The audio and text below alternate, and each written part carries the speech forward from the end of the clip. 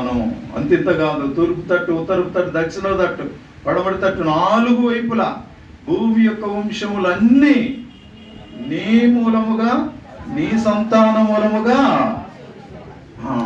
కాబట్టి దేవునికి ఎంత పెద్ద తలంపులు ఉంటాయి కదా, ఎంత పెద్ద ఆలోచనలు ఉన్నాయంటే, చిన్న మనస్సు కలిగి బతికి ఉన్నాడు ఆయన.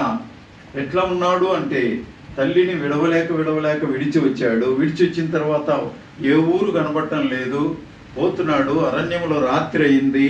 అప్పుడు ఒక రాయి తీసుకొని పడుకుంటే ఎంతో భయముతో భక్తితో, ఏమన్నా నేను అనుకుంటాను, ఒక మాట నింటాడు, నా తండ్రి సేవించే దేవా, మా తల్లి ప్రార్థన చేసే దేవా, నన్ను కూడా కనికరించవా అని అడిగింటాడు. ఆ మాట అని ఉంటాడు అనుకుంటాను, ఎందుకంటే ఆ భయములలో ఎన్ని ప్రార్థనలు చేసినాడు రాయలేదు. ఆ ప్రార్థనలలోనే దేవుడు ఆయనకు ప్రత్యక్షమై అన్నాడు, నేను సర్వశక్తిమంతుడైన దేవుడను, నీ తండ్రి అయిన అబ్రహాము దేవుడను, నీ తండ్రి అయిన ఇస్సాకు దేవుడను, నీవు పండుకొని ఉన్న ఈ స్థలాన్ని నీకు ఇవ్వాలని ఇష్టపడుతున్నాను.